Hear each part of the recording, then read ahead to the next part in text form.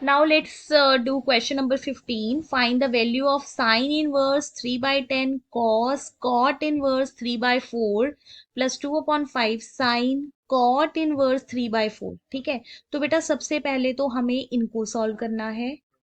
ठीक है, फिर हम इसको सॉल्व करेंगे। तो इसका मेथड क्या होता है कि जो भी, अगर तो कॉस एंड कॉस होता तो कैंसिल हो जाते।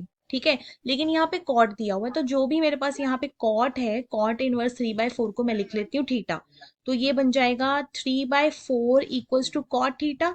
तो यहाँ पे ट्रिग्नो लगाओ, कॉट थीटा होता है बेस अपॉन परपेंडिकुलर। तो आपका जो हाइपोटेन्यूज है वो कितना आ जाएगा, P square plus B square 16 प्लस 9 25 दैट इज इक्वल टू 5। तो मेरे को यहाँ से कॉस इनवर्स बनाना है। मुझे कॉस थीटा कितना होगा, कॉस थीटा होता है बी अपॉन एच। तो बेस आपका 3 है और एच आपका 5 है। तो थीटा की वैल्यू क्या आ जाएगी, कॉस इनवर्स 3/5। तो इसका मतलब जो मैंने थीटा, यहाँ से ध्यान दो कि जो मैंने थीटा पुट किया था कॉट इनवर्स 3/4, वही थीटा मेरा किसके इक्वल आ गया, कॉस इनवर्स 3/5। ठीक है, in the same way, in the same way हम ये निकालेंगे। मैं यहाँ पे कर देती हूँ इस क्वेश्चन को। इन द सेम वे हम यहाँ पे इसको भी सॉल्व कर लेंगे।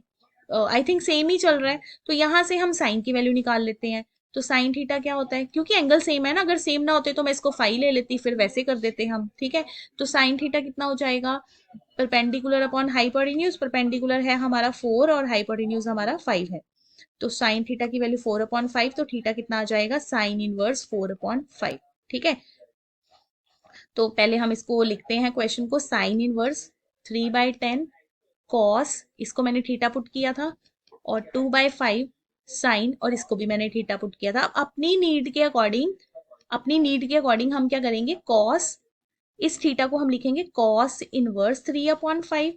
और यहाँ पे ये जो साइन के साथ थीटा है उसको मैं क्या लिखूंगी, साइन इनवर्स 4/5। तो ये आपका कैंसिल हो गया।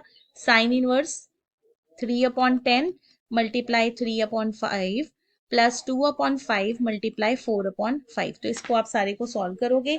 सॉल्व करने के बाद ये आपके पास आ जाएगा साइन इनवर्स, कटिंग करके ना, ये सारा आ जाएगा 1/2। तो साइन इनवर्स 1/2 की वैल्यू क्या होती है, पाई/6। तो आपका आंसर है पाई/6। हाँ जी students, question number 16, find the domain of cos inverse 1/x² - 3। तो अगेन कॉस इनवर्स एक्स की डोमेन क्या होगी, -1 से 1 के बीच में। तो ये हमारा पूरा एक्स का काम करेगा। तो हम लिख लेते हैं 1/x² - 3 less than equals to 1 greater than equals to -1। ठीक है, तो अब देखो मुझे क्या करना है, मुझे इसका रेसिप्रोकल ले लेना है, ताकि ये जो फंक्शन है ऊपर चला जाए, मतलब इस तरह से हो जाए। तो अगर हम रेसिप्रोकल लेते हैं तो हमारी इनइक्वालिटी जो होती है वो चेंज हो जाती है। ठीक है, तो ये क्या बन जाएगा, ग्रेटर देन, और इधर भी आ जाएगा ग्रेटर देन 1। ठीक है, तो मैं इसको दो पार्ट्स में लिख लेती हूँ। इस तरह से भी मैं लिख सकती हूँ, मैंने फिर इसको उल्टा करके लिख दिया है लाइक दिस। तो इसका मतलब x² - 3 less than equals to -1 होगा, और x² - 3 greater than equal to 1 होगा। तो यहाँ से x² की वैल्यू जो है वो आ जाएगी लेस देन इक्वल्स टू 2, और यहाँ से x² is greater than equal to 4। तो हम यहाँ पे रूट, हाँ जी देखो, तो हमारे पास ये वैल्यूज आ गई, x² is less than equals to 2 and x² is greater than equal to 4।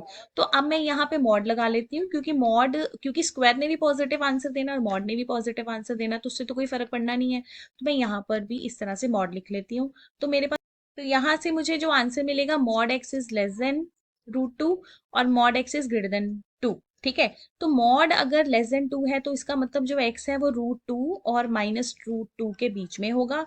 और अगर मॉड ग्रेटर देन 2 है तो इसका मतलब कि x 2 से बड़ा होगा और x -2 से छोटा होगा। ठीक है, तो अब आपका क्वेश्चन ऑलमोस्ट डन है।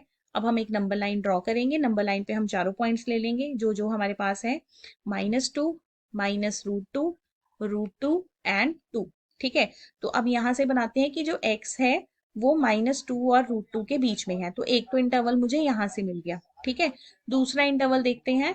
दूसरा इंटरवल है कि x 2 से बड़ा है, तो x 2 से बड़ा है तो मतलब इन्फिनिटी तक जाएगा, और x -2 से छोटा है तो इधर -इन्फिनिटी तक जाएगा। तो ओवरऑल आपका जो डोमेन क्या बनेगा, -इन्फिनिटी से -2 यूनियन -√2 से लेकर √2 यूनियन 2 से लेकर इन्फिनिटी। तो बड़ा इजी हो गया क्वेश्चन, ये सिंपल कॉन्सेप्ट मैंने यूज किए हैं। कॉन्सेप्ट कौन सा यूज किया है, अगर mod x less than equals to a है तो एक्स ए और माइनस ए के बीच में होता है, ठीक है, +1 में भी थे ये क्वेश्चन।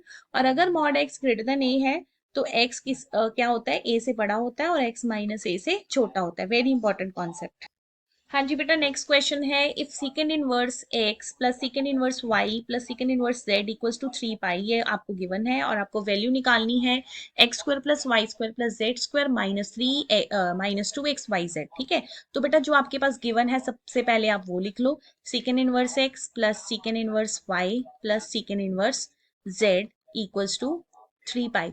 अब चेक करो कि ये 3 पाई बनेगा कैसे। ये 3 पाई तब बनेगा ना कि जब आप सीकेंड इनवर्स एक्स को क्या पुट करोगे, पाई, तो पाई प्लस पाई, तभी तो 3 पाई बनेगा ना, ठीक है ना। तो मैंने just hit and trial method use किया और मैंने इसको क्या लिख दिया, पाई।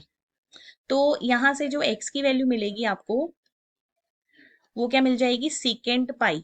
तो सीकेंड पाई कितना होता है, -1, कॉस पाई इज -1, तो सीकेंड पाई भी -1, ठीक है। तो मुझे x को क्या पुट करना है, -1।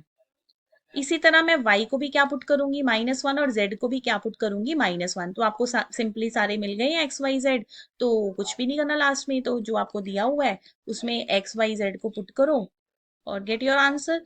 1 + 1 + 1 -2 -1 -1 एंड -1, तो ये 4 बार आ गया, तो ये 3 + 2 आंसर इज 5। हाँ जी, 18th क्वेश्चन भी देख लो, सेम क्वेश्चन है। अब ये जीरो कब होगा, ये जीरो तभी होगा ना जब आप इसको भी जीरो पुट करोगे, इसको भी जीरो पुट करोगे और इसको भी जीरो पुट करोगे। तो इसका मतलब कि मैंने कॉस इनवर्स एक्स को क्या पुट करना है, जीरो। मैंने कॉस इनवर्स एक्स को क्या पुट करना है, जीरो। तो एक्स किसके इक्वल आ जाएगा, कॉस जीरो, और कॉस जीरो की वैल्यू क्या होती है, जीरो, ठीक है।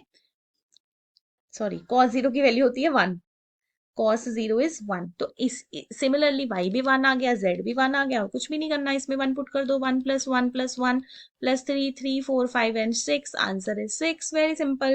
19th क्वेश्चन है, find domain and range of 4 cos inverse root modulus of mod x -2। अब बेटा देखो, रेंज डोमेन निकालनी है। डोमेन का मतलब मुझे सिर्फ सिंपली x पता करना है, इतना कॉम्प्लिकेटेड हमने होना नहीं है क्वेश्चन में, चाहे दिया हुआ है। तो डोमेन का मतलब है कि जो मेरा x है, x की जगह पे क्या दिया हुआ है, मॉड x -2, वो किसके बीच में होना चाहिए, 1 एंड -1 के बीच में। सिंपली मॉड आ गया तो -1 हटा दो, पहले भी हमने यही किया था, ठीक है। -1 को हटाओ यहां से और इसको इस तरह से लिख दो, क्लियर, ठीक है। अब देखो क्या करना है, इसका मतलब क्या है कि मॉड x -2 क्या होगा, 1 से छोटा, और mod x -2 is greater than equal to 0। अगर मॉड x -2 1 से छोटा है तो x -2 किसके बीच में होना चाहिए, 1 एंड -1 के। पिछले क्वेश्चन में भी यही कॉन्सेप्ट यूज किया था। और अगर मॉड x -2 0 से बड़ा है तो x -2 ग्रेटर देन 0 होना चाहिए और x -2 क्या होना चाहिए, लेस देन 0, ठीक है। ये तो कुछ बनेगा नहीं सेंस, यहां से आंसर आ जाएगा। तो इसमें 2 ऐड कर दो, मुझे 2 को खत्म करना है, ठीक है। 2 ऐड कर दिया तो मेरे पास आंसर आ गया 1 एंड 3। सिंपली आपकी जो डोमेन आ गई है, domain of a function is closed interval 1, 3, ठीक है। क्लियर, डोमेन का मतलब होता है सिर्फ एक्स ढूंढना और कुछ नहीं करना। अब रेंज में प्रॉब्लम आएगी। रेंज का मतलब है कि मुझे इस क्वेश्चन के ढूंढने हैं आंसर्स, ठीक है। तो मेरा जो फंक्शन है, फंक्शन क्या है, मैं दोबारा लिख देती हूँ, फंक्शन है मेरा 4 cos इनवर्स मॉड x -2 +2, ये मेरा फंक्शन है, ठीक है। मुझे इसके आंसर्स ढूंढने हैं। तो मुझे इसके आंसर्स कैसे ढूंढने हैं, हम डोमेन से चलते हैं। अब बेटा डोमेन क्या थी मेरी, डोमेन मेरी क्या थी, 1 से लेके 3 तक, ठीक है। डोमेन बना लेते हैं कि जो मेरा x था वो 1 से लेके 3 तक था, क्लियर। तो अब मुझे x -2 चाहिए ना, तो -2 कर दो, उल्टा चलेगा क्वेश्चन, -2 कर दो, तो -1 x -2, यहाँ पे 1 आ गया। अब मुझे लगाना है मॉड, तो जब आप इस पे मॉड लगाओगे तो क्या हो जाएगा, यहाँ पे तो 0 ही आना है ना मॉड लगाओगे तो ये लो मॉड बन गया, 1 का मॉड मॉड होता है। अब इसके आगे क्या चाहिए आपको, कॉस इनवर्स चाहिए, इसके आगे लगा दो कॉस इनवर्स, ठीक है। Cos inverse 0, cos inverse mod x -2, and इधर आ जाएगा आपका कॉस इनवर्स 1, ठीक है। कॉस 0 कब होता है, 90 पे होता है, तो पाई बाय 2 आ गया यहाँ पे। कॉस इनवर्स मॉड x -2 और इधर कॉस इनवर्स 1 कब होता है, 1 कब किसकी वैल्यू होती है, 0 की होती है, तो ये 0 आ गया। अब ये थोड़ा तुम्हें भी ठीक नहीं लग रहा होगा, है ना, कि 0 से छोटा है और पाई बाय 2 से बड़ा है, तो मैं इसको थोड़ा ठीक कर लेती हूँ इस तरह से। ठीक है, अब आपको क्या चाहिए, 4 चाहिए, 4 लगा दो साथ में, कोई प्रॉब्लम नहीं है, सिंपली 4 लग जाएगा, 4 पाई बाय 2। और आई थिंक +2 चाहिए तो +2 कर दो, यहाँ पे 2 आ जाएगा। Less than equals to 4 cos inverse mod x-2, इधर आ जाएगा 2 पाई +2। तो आ गई ना आपकी रेंज, रेंज कितनी आ गई, 2 से लेकर 2 पाई बाय 2 तक। यहाँ पे थोड़ा सा दिमाग लगा लेना, क्योंकि पाई बाय 2 जो ये 0 नंबर है ना, 0 इज नॉट रेडियन, मैं यहाँ पे ले रही, पाई बाय 2 का मतलब 22/7, तो 3.14। तो 0 से बड़ा है, 3.14 से छोटा है, तो ये सेंस नहीं बनती, तो ये ऑटोमेटिकली आपका रिवर्स हो जाएगा। ये रिवर्स एक्चुअल में इसलिए होता है क्योंकि जो कॉस इनवर्स होता है ना, वो एक डिक्रीजिंग फंक्शन है, आप प्रूव भी कर चुके हो इसको मैक्सिमम मिनिमा में, तो वो कॉन्सेप्ट भी आप लिख सकते हो, because cos inverse is decreasing function. ठीक है, तो इसको आप रिवर्स ऑर्डर में लिख के करोगे, नहीं तो इन जर्नल भी आप लॉजिक लगाओगे तो ये इस तरह से ही लिखा जाएगा। अब बेटा जो मैं भी एनालाइज कर रही हूँ, 20 से लेकर 26 तक क्वेश्चंस में कोई प्रॉब्लम नहीं आने वाली, सारे रिपीटेड क्वेश्चंस हैं, स्टेटमेंट्स चेंज हो रही हैं, तो आपने खुद से करनी है, फिर भी अगर कोई डाउट होगा तो आप पूछ लेना। लास्ट क्वेश्चन 27 में आपको करवा देती हूँ। अब देखो बेटा, 27th question, find the range of tan inverse E raise to power x plus E raise to power minus x. ऐसा क्वेश्चन हमने कभी भी नहीं किया, ऐसे क्वेश्चन +1 में होते थे, जैसे कि आपको 2 रेज टू पावर एक्स आ जाए और साथ में 2 raise to power minus x आ जाए, 3 रेज टू पावर एक्स आ जाए, 3 raise to power minus x आ जाए, ऐसा कोई भी क्वेश्चन आ सकता है। ठीक है, तो आपने रिजल्ट ये याद रखना है कि arithmetic mean is greater than geometric mean. Arithmetic mean का मतलब होता है कि आप दो नंबर ले लो, e raise to power x और e raise to power minus x, दो नंबर ले लिए, उसका अर्थमेटिक मीन क्या आएगा। क्या होता है अर्थमेटिक मीन, एवरेज क्या होती है, दोनों को प्लस करो, 2 से डिवाइड करो। और ज्योमेट्रिक मीन क्या होता है, root of E raise to power X into E raise to power minus X. एक क्लास 11th में किया था ना, A and B are two numbers, तो ए एम क्या होता था, a + b/2।